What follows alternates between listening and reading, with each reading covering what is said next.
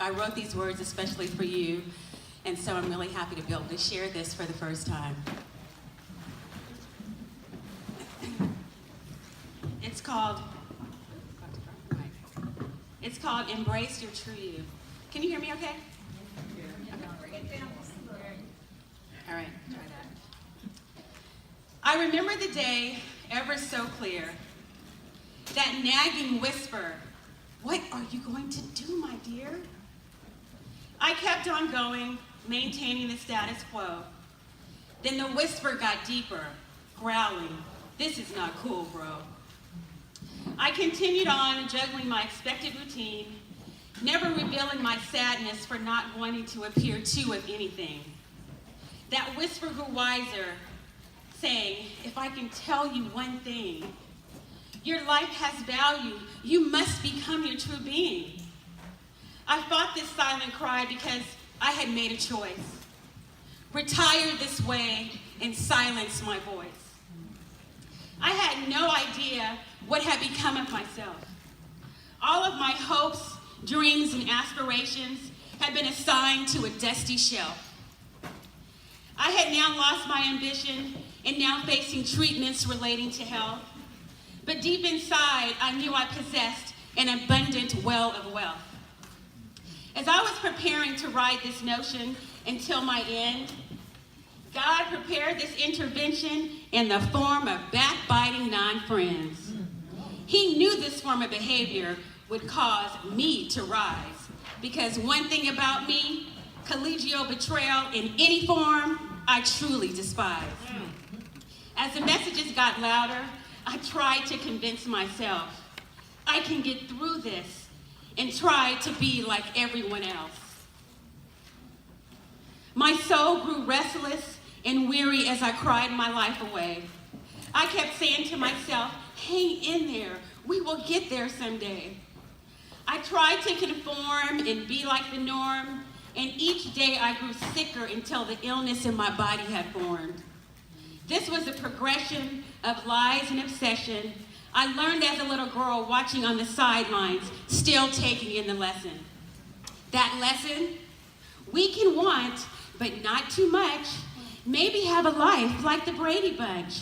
We must save ourselves and be perfectly mild until a man makes you his to bear his child. Go away to college and learn just enough until you get swept away. Oh, and don't be too tough. Prosperity is good, but not too much. Don't get caught in the devil's ways or he will own your life and such. I had days of resentment because even then I could hear that voice.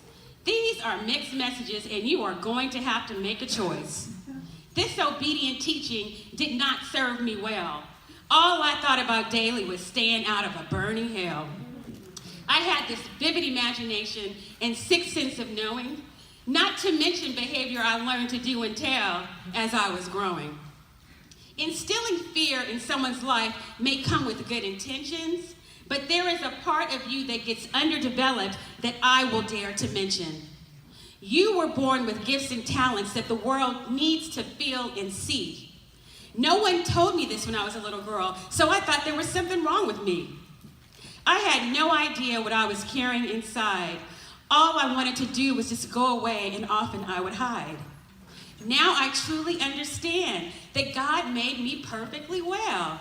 He has given me beauty for my ashes, and now this story I must tell. You were born with gifts and talents that the world needs to feel and see.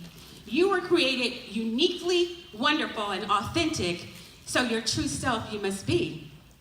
Don't let the world tell you that you aren't good enough. Take back your life, be bold, and stretch your stuff.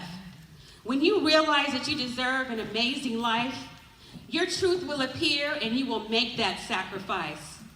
There are people functioning and living in fear. They speak about the life they wanted while holding back the tears. Don't let that be you, because it used to be me. But now I see myself how God created me to be. A person of value, creative and fun, gifted and talented, and by no means done.